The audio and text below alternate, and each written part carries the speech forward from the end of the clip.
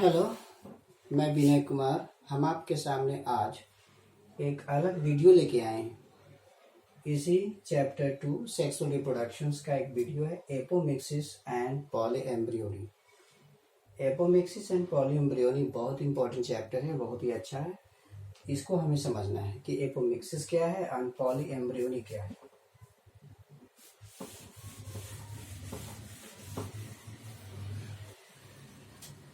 Apomixis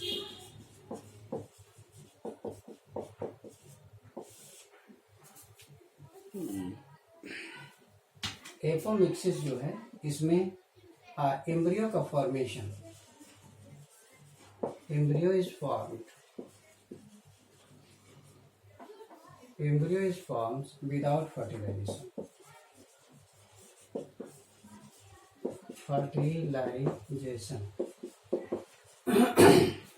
इसमें embryo का निर्माण बिना फर्टिलाइजेशन के होता है, जबकि polyembryony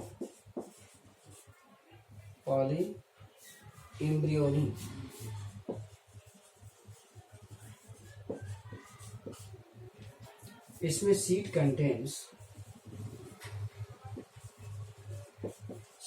contains a number of embryo.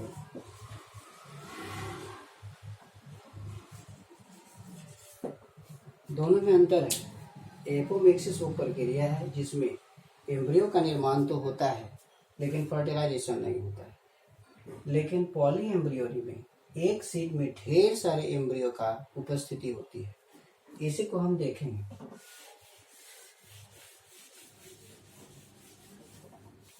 हमें ये चीज जानने के पहले ये जानना जरूरी होता है कि ये सेक्सुअल रिप्रोडक्शन और ये एसेक्सुअल रिप्रोडक्शन टाइप का होता है। सेक्सुअल रिप्रोडक्शन में होता है क्या कि जो फर्टिलाइजेशन होता है, विदाउट फर्टिलाइजेशन होता है, और विद फर्टिलाइजेशन कैसे होता है। तो उसमें हमें जानना पड़ेगा कि सेक्सुअल रिप्रोडक्शन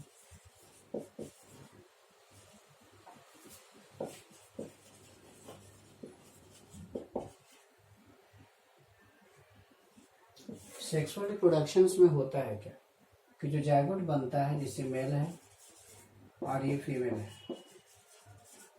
इससे हैप्लॉइड बना एन, इससे भी एन बना, इसमें 2n था, इसमें भी 2n था, इट वाज 2n, ये गैमिट बना, गैमिट यूनाइट करेगा और तब बनेगा जायगोट। इसको कहते हैं जायगोट। ये जायगोट का फॉर्मेशन हो जाता है। तो इसमें होता है, इसको हम कहते हैं सिंगैमी।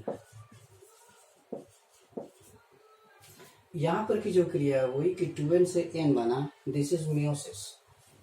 ये क्रिया जो दोनों हुआ, मियोसिस, MEIOSIS। इस तरह से हम देखते हैं कि sexual reproduction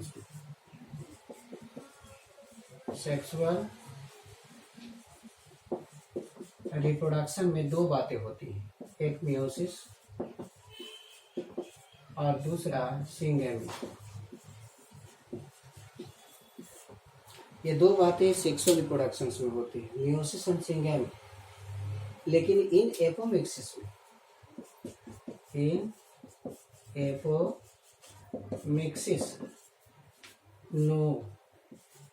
no meiosis and no syngamy. जितने भी तरह के एम्ब्रियो का विकास होता है वो जायगोट से होता है, 2n नंबर से होता है। लेकिन यहाँ एपोमिक्सिस में जायगोट तो है लेकिन किसी प्रकार का सिंगैमी और मियोसिस की क्रिया नहीं होती। ये हो गया सेक्सुअल रिप्रोडक्शन। आपको एपोमिक्सिस जानने के लिए जरूरी हो जाता है कि हम सेक्सुअल रिप्रोडक्शन के बारे में जानें। इसमें मेल और फीमेल का जो रिप्रोडक्टिव सेल्स होता है उसमें क्रोमोसोम्स की संख्या डबल होती है, 2n होती है, और उसका गैमेटोजेनेसिस होता है जिसके कारण हैप्लॉइड बनता है NN। फिर ये दोनों यूनाइट होता है तो जायगोट बनता है। तो ये जो डबल से 2n से n बना, इसको मियोसिस कहते हैं, और ये दोनों मिलकर यूनाइट हुआ, इसे सिंगैमी कहते हैं, इससे जायगोट बनता है। लेकिन इसके केसेस में देखा जाता है कि जो एपोमिक्सिस होती है इसमें कोई म्योसिस नहीं होता और नो सिंगैमी होता है, लेकिन इसमें एम्ब्रियो का फॉर्मेशन होता है जो सेक्सुअली है।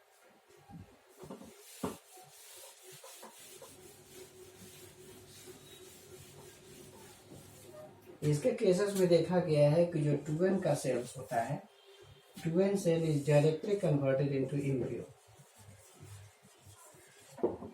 is directly converted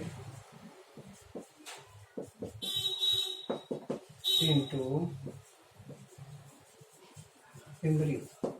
इसमें सीधे no meiosis, no syngamy, but directly the 2n cells, sporophytic cell, is converted into embryo। इसमें कोई सेग्रीगेशन नहीं होता है, ना ही इसमें आपका सिंगैमी होती है, तो ये दोनों इसमें नहीं होता है। But it is asexual reproduction, apomixis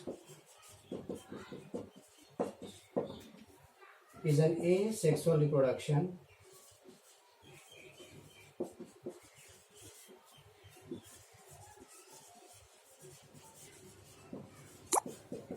but apomixis एक एसेक्सुअल रिप्रोडक्शन होता है, but it mimics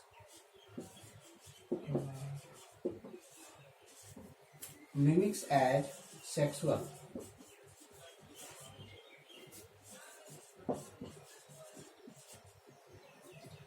sexual reproduction के जैसा मिमिक करता है, mimic as sexual reproduction.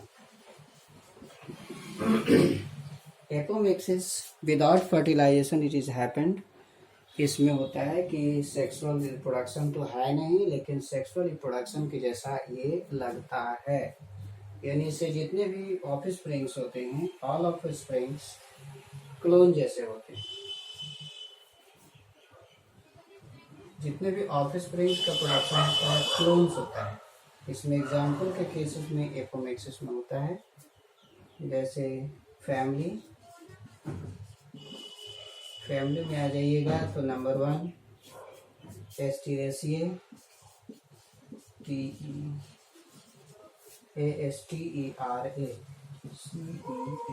एस्टीरेसिए family, और दूसरा GRASSES। दो फैमिली देखिएगा, ये दोनों फैमिली में आपको एपोमिक्सिस मिलेंगे। एपोमिक्सिस में जो विदाउट फर्टिलाइजेशन होता है, इसमें बहुत तरह के क्राइटेरिया है।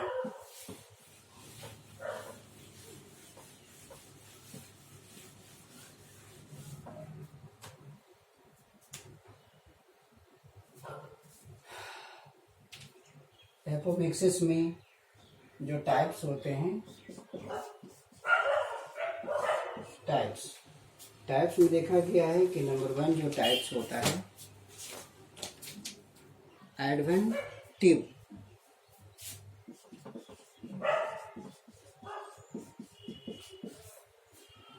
एडवेंटिव एम्ब्रियोनी,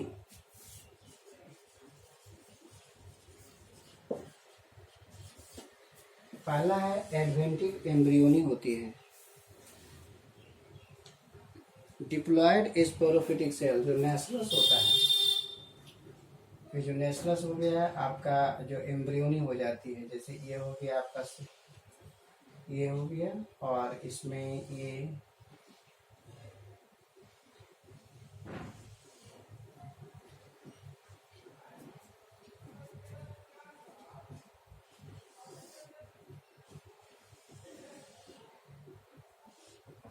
तो यहाँ पर जो आप सेल देख रहे हैं, ये आपका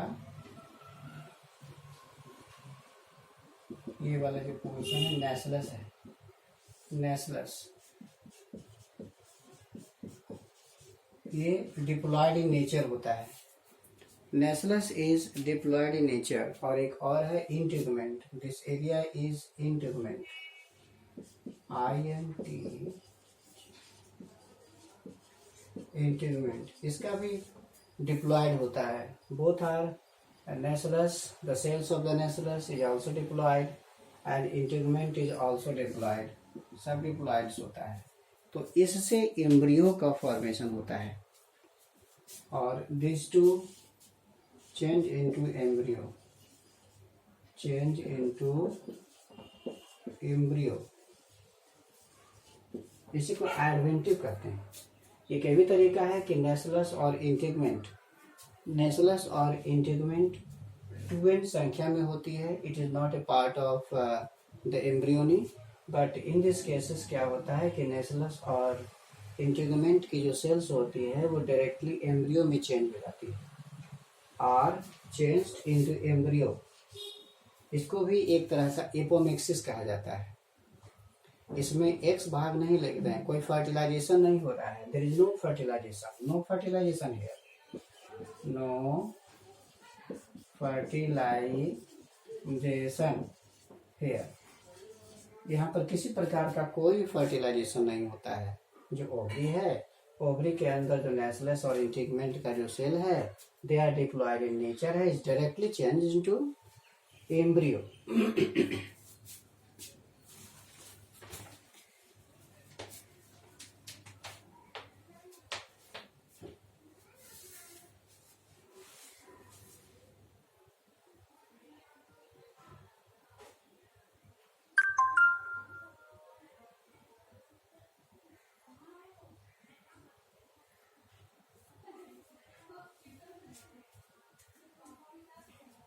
और दूसरा है number 2, RECURRENT,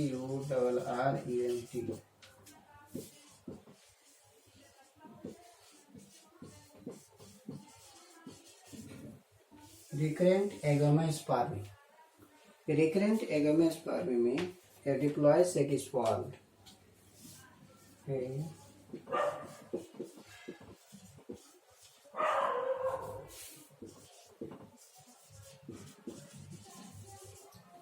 a diploid sac is formed from megaspore mother cell.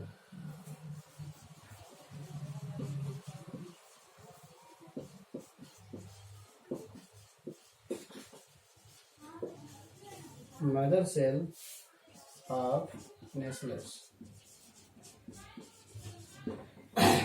जो नेसलस होते हैं, नेसलस का से मेगास्पोर मदर सेल्स बनता है, एमएमसी बनता है, और वो एमएमसी डिप्लॉयड होता है, which has diploid egg.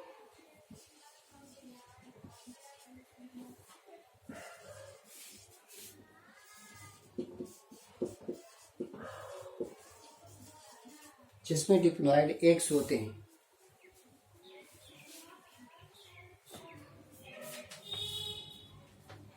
Develop into diploid egg. ये डिप्लॉयड एग जो होता है, that develop into embryo, that develop into embryo. इसके एग्जाम्पल्स में हमने देखा था, जो एडवेंटिव एम्ब्रियो है, इसमें सिट्रस फ्रूट है, सिट्रस, मैंगो, सिट्रस है, मैंगो है, ओपंटिया।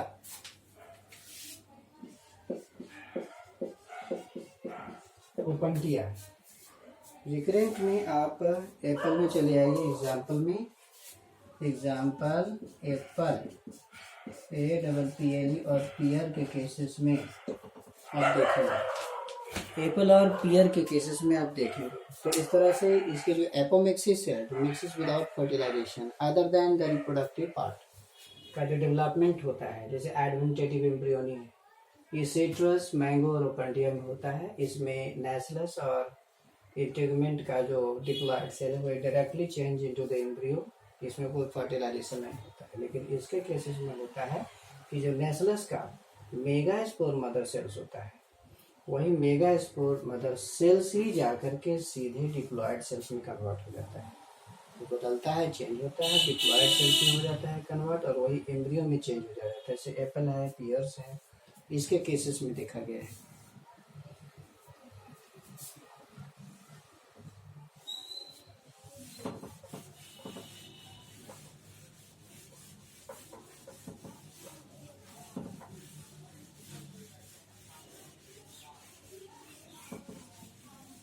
हमारा जो एम्ब्रियो सैक है और एपोमिक्सिस में जैसे एम्ब्रियो सैक्स हो जाते हैं, एम्ब्रियो सैक्स, ये भी एम्ब्रियो सैक्स आपका। एम्ब्रियो सैक्स में यहाँ 3 सेल्स होते हैं, एंटीपोडल सेल्स है,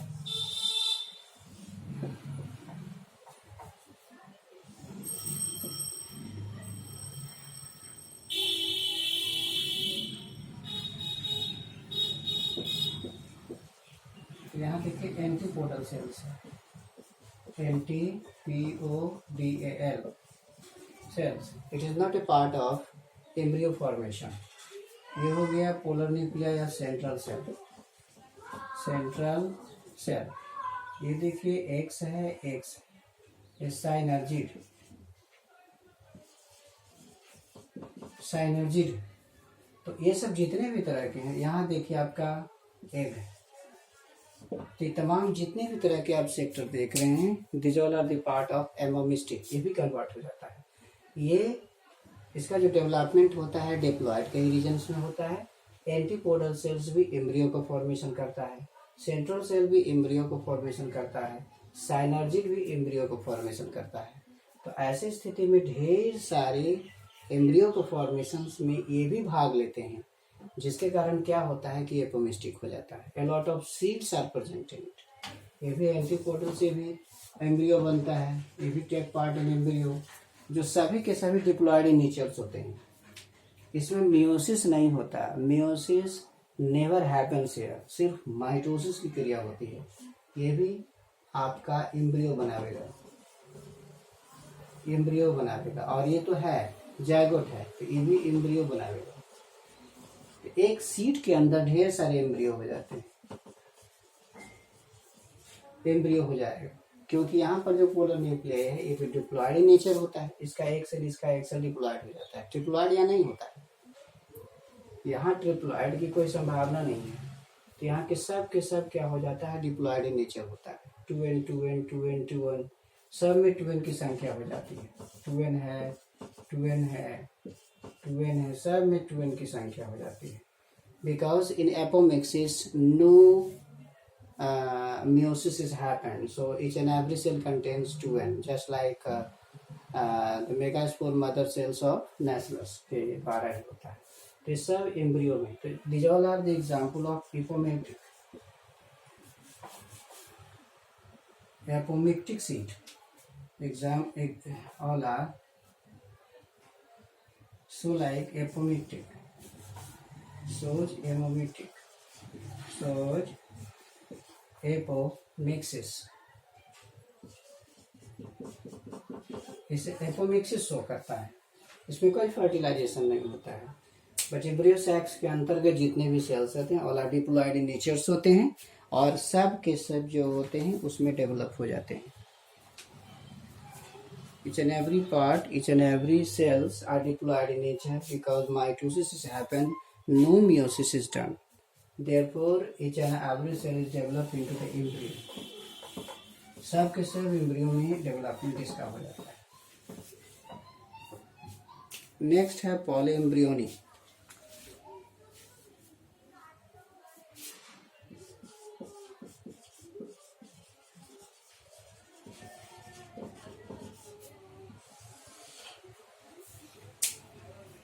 पॉलीएम्ब्रियोनी हमने पहले भी इसका बता दिया था कि a number of embryo is present in a seed, more than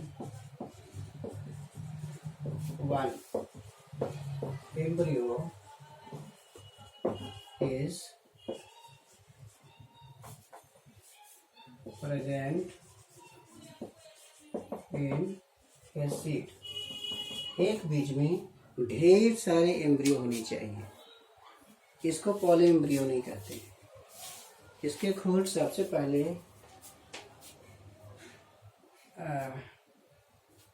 discovered by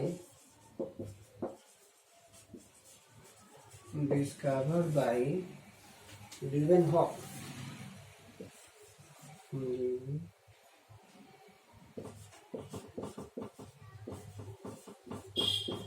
Leeuwenhoek साहब ने सबसे पहले इसकी खोज की थी इन citrus fruit.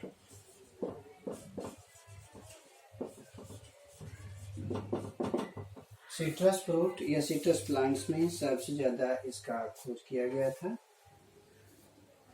With the help of the example, so we can say about it. Polyembryony एक सीड है जिसमें ढेर सारे, हम एग्जाम्पल से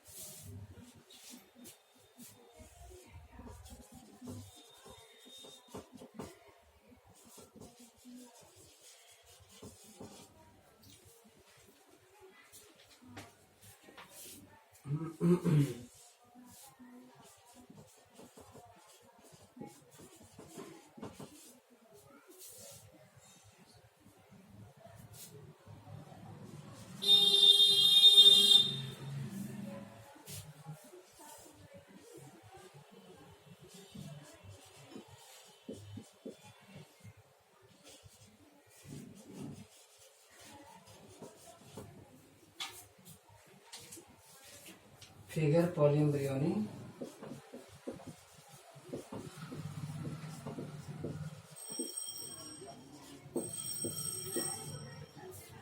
ये देखिएगा, ये पिक्चर है. इस पिक्चर में एम्ब्रियो सैक्स का ये पिक्चर है, एम्ब्रियो ओवरी का, और इसमें एम्ब्रियो सैक्स का, इसमें इंटीग्मेंट होते हैं, ये नेस्लस होते हैं, और ये वाला पोर्ट एंडोस्पर्म का है, ये जाइगोट का है, जाइगोटिक है. इसमें देखिए जितने भी सेल्स होते हैं सब 2n संख्या में होते हैं, सब सेल 2n में है, 2n क्रोमोसोम्स में, और ये जाइगोटिक भी 2n में है. ये सब के सब एम्ब्रियो का विकास करेगा. देखिए दिस वन ये सब एम्ब्रियो है. With all are the embryo.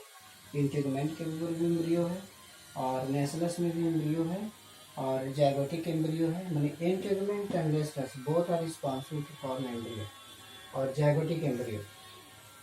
तो इस तरीके से हम देखते हैं कि हमारे पास इस फिगर के आधार पर पॉली एम्ब्रियो का पता चलता है. A seed contains A lot of embryo.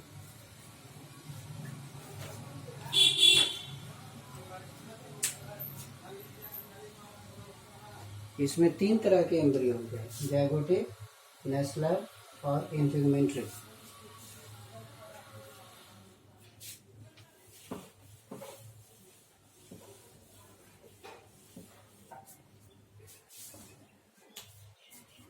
Diagram shows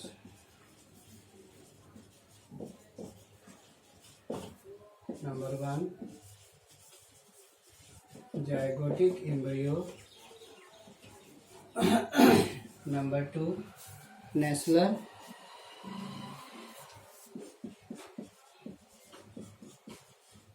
और नंबर 3 इंटीग्मेंट. इंटीग्मेंट एम्ब्रियो. तो हमने यहाँ देखा कि 3 तरह के इसमें एम्ब्रियो, जाइगोटिक, नेस्लर और इंटीग्मेंट. There are 3 types of embryos are present. National और इंटीग्रेटरी जो होती है एपोमिस्टिक होती है। ये सब के सब एपोमिस्टिक है क्योंकि जेनेटिक कॉन्स्टिट्यूशन जो होता है डिप्लॉयड, ऑल आर एपोमिस्टिक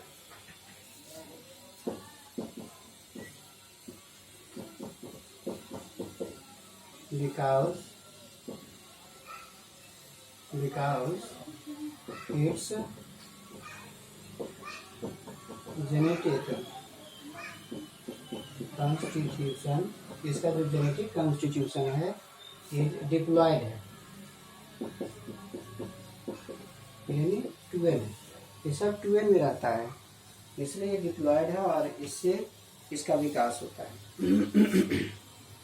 और इससे जो भी चीजें उत्पन्न होती हैं all are identical in genetics.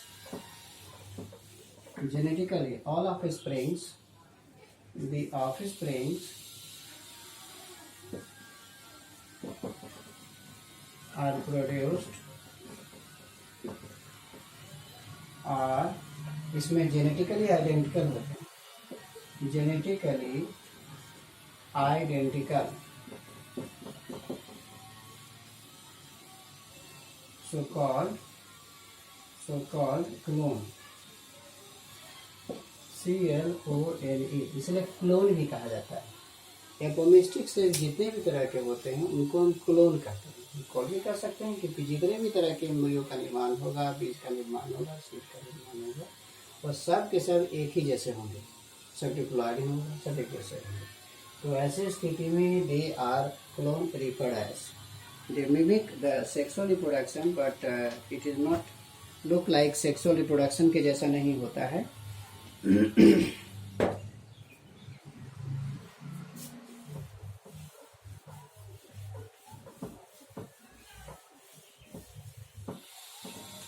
एपोमिक्सिक का एप्लीकेशंस है कि apomictic potentialities,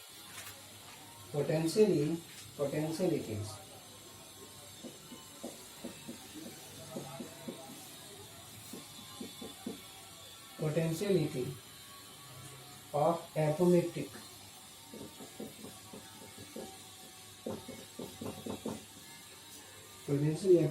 polyembryonic,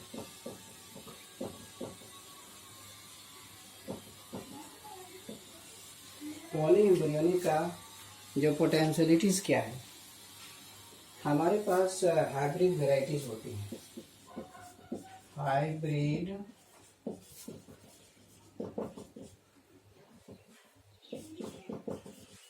hybrid variety are used. इसका जो एप्लीकेशन हम करते हैं किस लिए करते हैं, हाइब्रिड वेराइटीज का जो उपयोग करते हैं हायर के लिए करते हैं। Number 1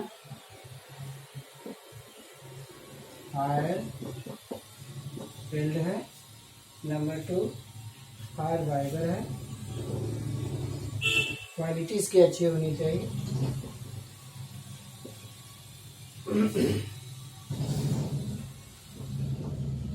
number 3 resistance to the stress, resistance to the stress. ये 3 चीज के लिए हम हाई यील्डिंग वैरायटी का प्रयोग करते हैं। बस this high yielding variety is not apomictic, लेकिन हमें क्या करना है कि इसको एपोमिस्टिक बनाना है, क्योंकि हाई यील्डिंग वैरायटी जो है ज़्यादा पैदाइशी के लिए, ज़्यादा वैल्यू के लिए, रेसिस्टेंस टू द स्ट्रेस के लिए हम यूज़ करते हैं। लेकिन मेन प्रॉब्लम ये है, the main problem is that इसका मेन समस्या ये है कि hybrid variety once it is used, एक बार जब हाइब्रिड वैरायटी यूज हो जाती है तो इसके जो ऑफस्प्रिंग्स रहते वो हाइब्रिड नहीं रहते। The main problem is that once it is used in planting, the offsprings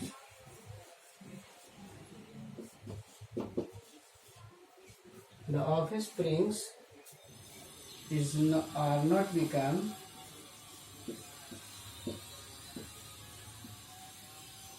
hybrid। ऐसा इसलिए होता है कि हाइब्रिड वेराइटीज के जो जीन्स होते हैं वो सेग्रीगेट कर जाते हैं। Hybrid due to the segregation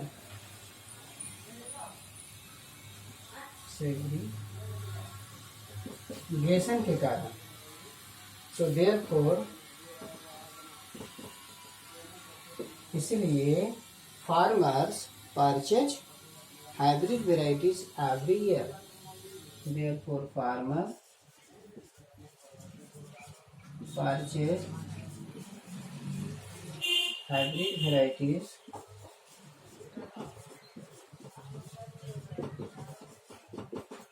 every year. इसीलिए प्रत्येक साल वो खरीदता है। So it is not economical.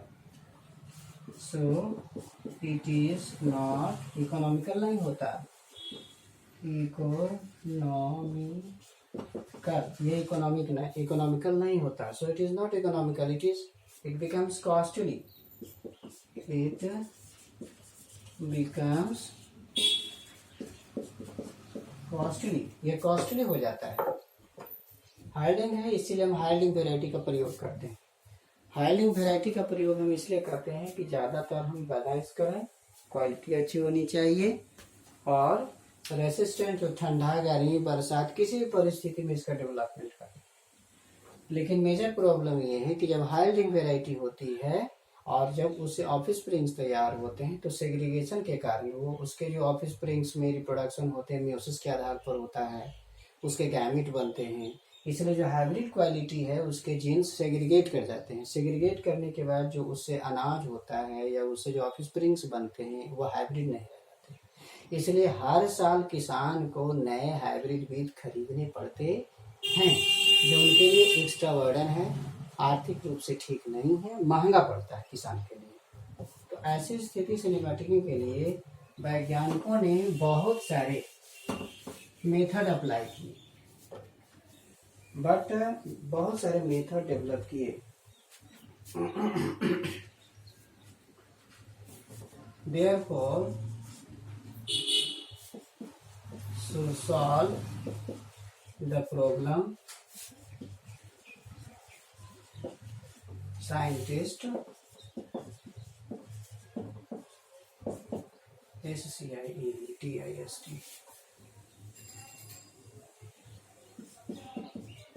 वैज्ञानिकों ने क्या किया कि